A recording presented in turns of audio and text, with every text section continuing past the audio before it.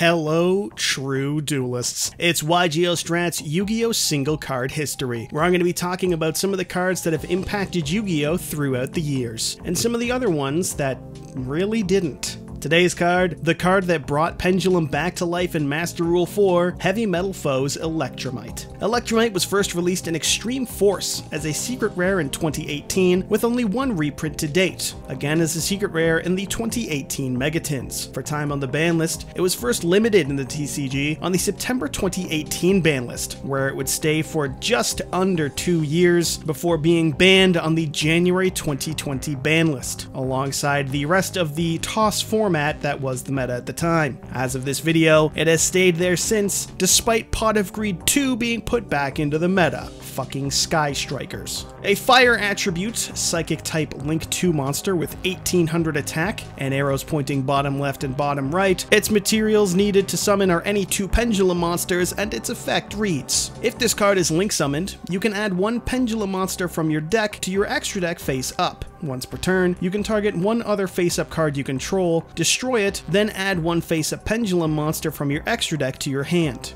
If a card or cards in your Pendulum Zone leaves the field, draw 1 card. You can only use this effect of Heavy Metal Foes Electrumite once per turn. Electrumite is the type of card Konami prints to just fix a series or a mechanic, because what Electrumite does for Pendulums in Master Rule 4 is essentially irreplaceable. For a little bit of context, Pendulum as a mechanic was heavily nerfed moving into Master Rule 4, making it so that a player is required to use linked zones or the extra monster zone in order to summon from the face-up extra deck, compared to the fuck it, soul charge every turn that the mechanic had been using in Master Rule 3. This was a drastic change, to say the least. Even when Konami released the Master Rule 4 revisions, or Master Rule Sorry as I love hearing it called, allowing the Synchro Fusion Xyz monsters to not lead link zones to be summoned to, Pendulum remains the same as it has been since 2017's initial implementation of Master Rule 4. This means that Pendulum decks need a solid, easy-to-access link monster to be able to meaningfully make their plays, or else they can't really use their monsters. And while early Pendulum decks in Master Rule 4 would kill for a generic Link 2 with down arrows, having to use Mrs. Radiant and desperately hoping for the TCG to import Lanfarincus or Linker Bell or something to that effect, it was tough times. Instead though, we ended up getting Electrumite, which was a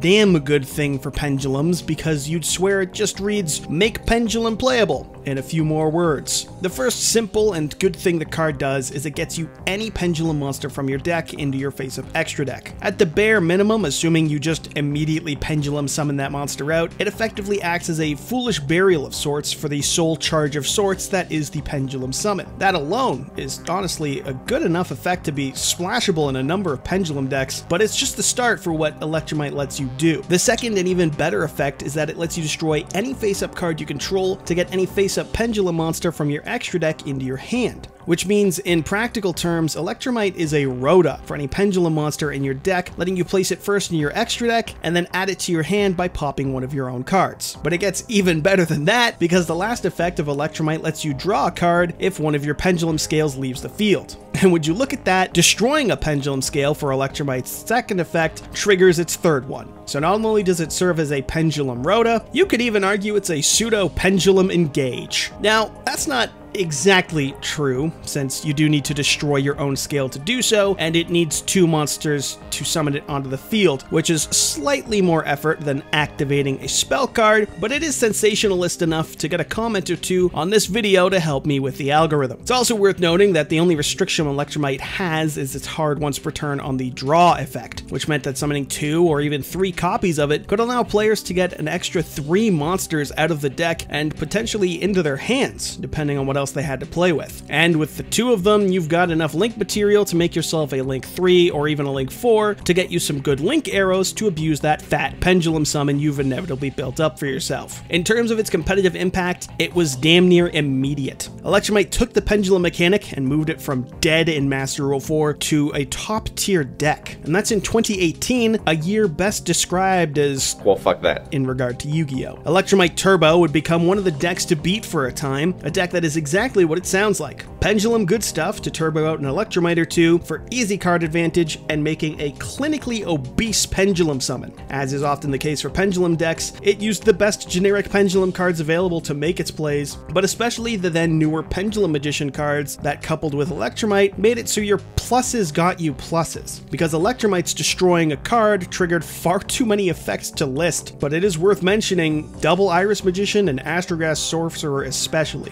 When destroyed, Double Iris searches the Pendulum Graph spell or trap cards, a spell that can search again when a pendulum is destroyed, and a trap that can pop a scale from your field to pop another card on the opponent's. This meant by destroying Double Iris, a player will not only recover a card from their extra deck to hand, but they'll also search a spell or trap for more searches or disruption, as well as drawing a card. Just a real quick +2. And it gets really insane if the card you've added back to your hand is an Astrograph Sorcerer, a card that says if another card is destroyed on your field, it can summon itself from the hand to search another copy of the card that was destroyed, which means if you place it in your extra deck off Electrumite and have a Double Iris in your hand to scale, just by using Electrumite's effects, you will get a draw, a search off Double Iris, a free body from Astrograph, and a search off Astrograph, just to go from clinically obese to terminally obese in regards to your advantage, not to mention your Pendulum summon. Even without all the crazy pluses that Double Iris would get you into these situations, Astrograph and Electrumite made it so that there was essentially no cost to using its effect, getting you back whatever scale you popped so long as you played more than one of it, all while setting up Link Climbing and Xyz for an Odd Eyes Absolute Dragon, since of course Astrograph is level 7, and all sorts of plays the Pendulum player could really ever want. The deck would fall out of popularity in no small part to limits and bans to cards like Electrumite, Skullcrobat Joker, Double Iris Magician, and Astrograph Sorcerer, not to mention the release of Sky Striker and just the entirety of TOS format. Endymion would come to serve as a small bump to Pendulum decks, giving another powerful and generic engine that Pendulum decks could use, and Electrumite was used in its decks much the same way. The draw was a free plus, and the scale swap effect of foolishing a monster to your extra deck and returning it to your hand with the second effect was just as powerful as ever, coupled with its great arrows for a Pendulum summon. And then of course January 2020 rolled around and Konami decided to reset the metagame entirely, severely hitting the entirety of TOS's format's best decks, and also banning Electrumite because I guess Konami really doesn't like Triff. That's probably the exact reason, right?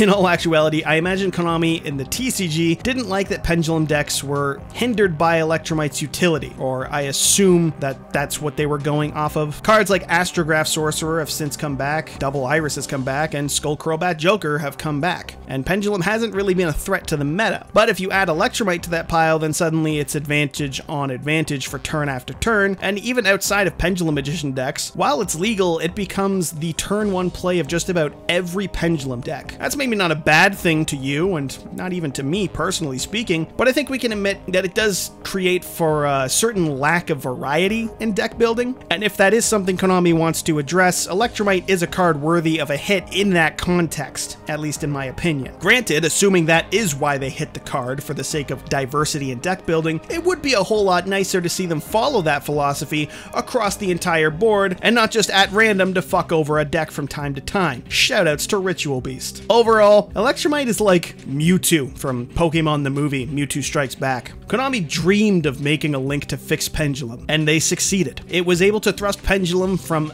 unplayable in Master Rule 4 back into not just relevance, but top-tiered relevance. Its ability to get any Pendulum monster out of the deck and into rotation is as strong as it is generic for Pendulum decks, and if it ever comes back to the TCG land, you can expect to see it in just about every Pendulum deck you'll ever face. And until it gets back, you'll see people clamoring for its release from the ban list on every ban list speculation in the meantime. And so that's our look at Yu-Gi-Oh! Single Card History Heavy Metal Foes Electrumite. Stay tuned for our next video, and feel free to suggest some cards to review or what type of video you'd like to see. Don't forget to like, and as always, subscribe to YGO Strats so you too can become a true duelist.